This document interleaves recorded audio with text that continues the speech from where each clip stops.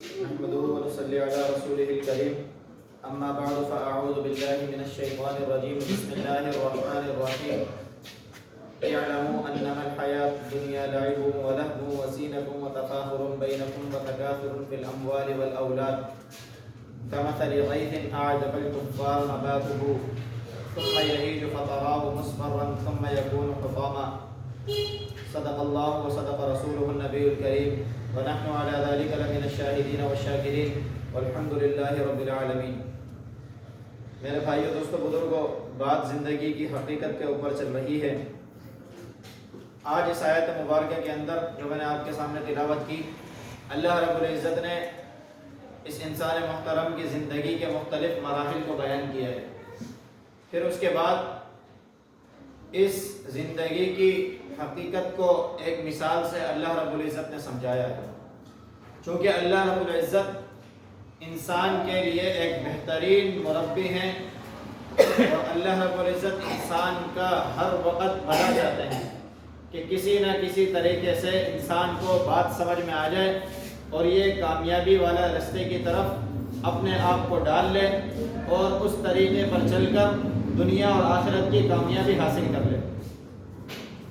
اس آیت میں اللہ رب العزت انسان کو مخاطب کر کے یہ بات ارشاد فرما رہے ہیں کہ اعلموا انما الحیات الدنیا لعب ولہو، کہ دیکھو جان لو کہ یہ دنیاوی زندگی کھیل کود ہے، وزینہ یہ ایک زینت کا سامان ہے، وتفاخر بینکم اور ایک دوسرے کے درمیان آپس میں فخر کرنے کی چیز ہے، وتکاثر فی الاموال والاولاد اور آپس میں اولاد اور مال کے اعتبار سے کثرت کے اندر فخر کرنا ہے۔ یہاں اللہ رب العزت نے انسان کی زندگی کے مختلف مراحل کو گنوایا ہے۔ سب سے پہلے انسانی زندگی کا ایک مرحلہ یہ ہوتا ہے کہ انسان کی زندگی میں صرف اور صرف کھیل اور کود یہ اس کی زندگی کا مقصد ہوتا ہے اور اس کو اس کے علاوہ زندگی کے اندر کوئی اور چیز نظر نہیں آتی۔ جیسا کہ ایک بچہ ہوتا ہے، اس بچے کی زندگی میں کھیل ہوتا ہے اور کھیل دو طرح کے ہیں، ایک بامقصد کھیل اور ایک بے مقصد کھیل۔ تو اللہ رب العزت نے دونوں کو شمار کروایا، لعب ولہو، کہ انسان یہ جب چھوٹا ہوتا ہے، بچہ ہوتا ہے، تو اس کی زندگی صرف اور صرف بے مقصد کھیل کے اوپر لگی ہوئی ہوتی ہے۔ جیسا کہ ایک چھوٹا بچہ جھنجھنا اس کے ہاتھ میں دے دیا جائے اور آپ اس کے ہاتھ سے وہ چیز چھین لیں تو اس کو ایسا لگتا ہے کہ اس کی زندگی کی ساری حقیقت کو کسی نے چھین لیا ہو اور اس کی زندگی کو ختم کر دیا ہو، اور اگر وہی جھنجھنا کوئی لا کر اس کو دے دے تو اس کو ایسا لگے گا کہ ساری کائنات کو جمع کر کے اس کے ہاتھ میں دے دیا۔ یہ ہے اس کی زندگی کا ایک بے مقصد کھیل کہ اس کو پتہ نہیں ہے کہ اس کھیل سے مجھے کیا حاصل ہونا ہے اور کیا حاصل نہیں ہونا۔ دوسرے نمبر پر اس کی زندگی کا مرحلہ کہ با مقصد کھیل، ایسے کھیل کہ جس کے اندر ہار اور جیت ہوتی ہے، کہ اگر سامنے والے ٹیم کو شکست ہو جائے تو وہ ہار جاتے ہیں اور یہ کامیابی پر جشن مناتا ہے۔ تو یہ ہے اس کی زندگی کا مرحلہ کہ وہ بھی کھیل ہے لیکن کھیل با مقصد ہے۔ اب اس مرحلے میں پہنچا ہے، اس کو کوئی بندہ تحفے کے اندر جیت کی خوشی میں ایک جھنجھنا تحفے میں دے دے کہ آپ کی زندگی کا چند دنوں پہلے یہ با مقصد تھا کہ یہ آپ کی ساری زندگی تھا، ساری زندگی کے اندر آپ کا مقصد تھا کہ یہ جھنجھنا آپ کی دنیا تھا، آپ کی کائنات تھا، آج آپ کو یہ تحفے میں دیا جاتا ہے تو ایک دم سے وہ بندہ ہل کر رہ جائے گا۔ کیا میرے ساتھ مذاق کرتے ہو کہ میرے لیے تم انعام کے طور پر ایسی چیز دیتے ہو جس کی کوئی حیثیت نہیں، کوئی حقیقت نہیں؟ حالانکہ دیکھا جائے تو چند مہینوں پہلے، چند سالوں پہلے یہ جھنجھنا اس کی زندگی کا مقصد تھا۔ اس سے آگے چلیں تو اللہ رب العزت نے تیسرا مرحلہ شمار فرمایا، وزینہ، کہ اس کی زندگی کے اندر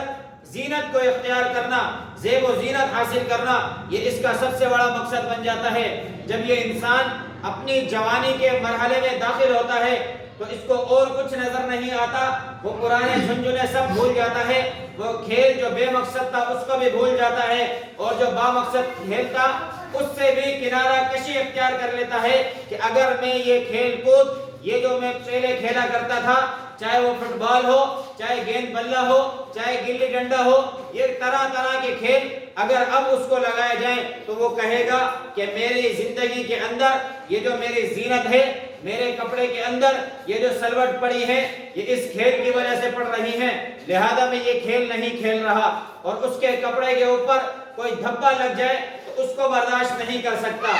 اب یہ ہے اس کی زندگی کا تیسرا مرحلہ کہ وہ پہلے والے دو مرحلے اس کو ہیچ نظر آنے لگتے ہیں، برے لگنے لگتے ہیں، کوئی اس کی طرف بلائے تو ان کو مختلف طریقے سے قائل کرنے کی کوشش کرتا ہے کہ یہ چیز نہ کی جائے، میری زیب اور زینت خراب ہو رہی ہے۔ تو یہ تیسرا مرحلہ اس کی زندگی کا یہ ہے کہ وہ زیب اور زینت کو اختیار کر لیتا ہے۔ چوتھے نمبر پر اس کی زندگی کا جو مرحلہ ہوتا ہے وہ ہوتا ہے تفاخر بینکم، آپس میں فخر کرنا۔ یہ جوانی جب ادھیڑ پن کی عمر کو پہنچ جاتی ہے، 35 سال، 36 سال، 40 سال، جب جوانی اپنے عروج سے ڈھلنا شروع ہوتی ہے تو اب اس کو یہ فکر ہوتی ہے کہ میرے پاس مال بہت زیادہ ہو، وہ کیریئر بنانے کی کوشش کرتا ہے، اس فکر میں لگ جاتا ہے کہ میرا کیریئر بن جائے اور میرے پاس مال اور دولت زیادہ ہو جائے، اولاد زیادہ ہو جائے کہ میں لوگوں کے درمیان فخر کر سکوں۔ یہ اس کی زندگی کا ایک مرحلہ ہوتا ہے۔ اب کپڑوں پر سلوٹ آنے کی فکر نہیں ہوتی، کپڑے گندے ہونے کی فکر نہیں ہوتی، اس کو یہ فکر ہوتی ہے کسی طریقے سے میں مال اور دولت کو جمع کر لوں اور اپنے اولاد کے لیے بینک بیلنس چھوڑ کے چلا جاؤں۔ یہ اس کی زندگی کا چوتھا مرحلہ ہوتا ہے۔ اس کے بعد جب وہ آخر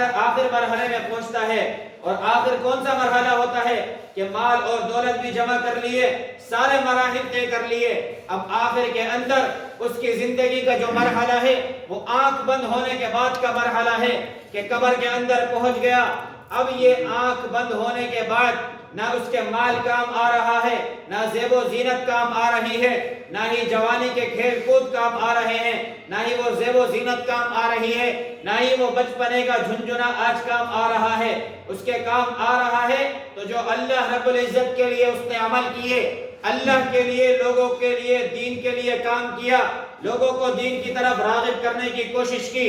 آج یہ آنکھ بند ہونے کے بعد اس مرحلے میں یہ سب کچھ کام آنے والا ہے۔ اللہ رب العزت اس پوری زندگی کے مرحلے کی مثال کھیتی کی طرح دیتے ہیں۔ کمثل غیث اعجب الکفار نباتہ، اس کی مثال ایسے ہے جیسا کہ ایک کھیتی ہو، کمثل غیث اعجب الکفار نباتہ، کہ کسانوں کو اس کا اگنا، اس کا لہلہانا، اس کی سرسبز اور شادابی ان کو خوش کر رہی ہوتی ہے کہ دیکھو ہماری فصل لگ کر تیار ہو گئی ہے۔ پھر ثم یہیج فتراہ مصفرا، پھر آپ دیکھتے ہو کہ ایک مرحلہ اسی کھیتی کے اوپر جس کو دیکھ کر کسان خوش ہو رہا ہوتا ہے کہ میری زمین فصل آور ہو گئی، میری زمین سرسبز و شاداب ہو گئی، وہی زمین پیلی پڑ جاتی ہے۔ پھر اس کو آپ دیکھتے ہیں ثم یکون حطاما، پھر وہ اپنی زیب و زینت کے بعد، اپنی سرسبز و شادابی کے بعد پیلا پن اختیار کر لیتی ہے، اور پھر اس کے بعد وہ ڈھل جاتی ہے، بھس بن جاتی ہے، کسی کام کی نہیں رہتی، اور جس کے لیے ساری محنت وہ کسان کر رہا تھا آج وہ ڈھیر ہو جاتی ہے، وہ اس کو بری معلوم ہو رہی ہوتی ہے، نکال کر کچرے میں پھینک دیتے ہیں کہ یہ بھوسا ہو گئی ہے۔ یہی انسان کی زندگی کی مثال ہے کہ اللہ رب العزت نے بتایا کہ تم زندگی کے مختلف مراحل طے کرتے ہو، ایک بچپنے کا مرحلہ، جوانی کا مرحلہ، بڑھاپے کا مرحلہ، لیکن یہ کوئی حیثیت نہیں رکھتے۔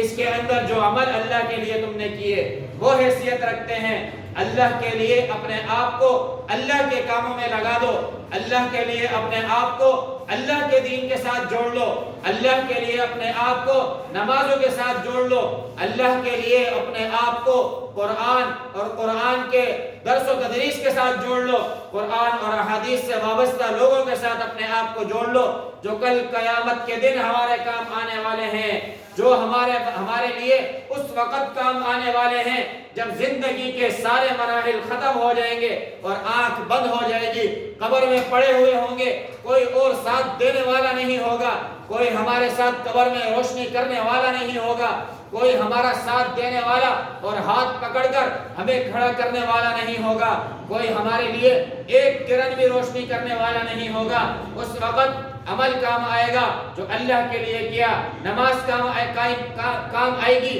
جو اللہ کے لیے پڑھی، اللہ کے لیے اللہ کی راہ میں مال خرچ کرنا یہ کام آئے گا کہ جس کو ہم نے دنیا میں اگر کوئی اہمیت نہیں دی تو یہ مال ہمارے کام آئے گا۔ اگر ہم اس مال کے پیچھے دنیا میں لگے رہے جو صرف ایک فخر کی بات ہے، کسی کے کام آنے والا نہیں ہے۔ آج کوئی فخر کر رہا ہے کہ میرے پاس فلاں جگہ بنگلہ، فلاں گاڑی، فلاں بینک بیلنس اور میرے پاس اتنی جاہ و حشمت، میرے پاس یہ منصب، میرے پاس یہ دولت، تو یہ سارے کے سارے اعلان ہیج ہیں کہ اللہ کی بارگاہ میں جاتے ہی قبر میں یہ سب ختم ہو جائیں گے کہ تین چیزیں مردہ کی جو میت ہوتی ہے اس کی اتباع کرتی ہیں، اس کے اہل و عیال، اس کا مال اور اس کے ساتھ اس کے اعمال۔ یہ مال اس کے ساتھ واپس آ جاتا ہے، اہل و عیال واپس آ جاتے ہیں، باقی رہنے والے اعمال ہوتے ہیں جو اس کا حشر تک ساتھ دینے والے ہیں، جنت تک ساتھ دینے والے ہیں۔ اگر برے عمل کیے تو یہ برے اعمال اس کو جہنم کا ایندھن بنانے والے ہیں۔ میرے بھائیوں، دوستوں، بزرگوں، کامیابی ہماری اللہ رب العزت کے دین میں ہے، نبی علیہ السلام کے طریقے میں ہے، صحابہ اکرام رضوان اللہ تعالی علیہم اجمعین کے بتائے ہوئے طریقوں میں ہے۔ دعا ہے کہ اللہ رب العزت خود مجھے بھی اس حقیقت کو سمجھنے کی توفیق عطا فرمائے، آپ میں سے ہر ایک کو اس پر عمل کرنے کی توفیق عطا فرما دے۔ وآخر دعوانا الحمدللہ رب العالمین۔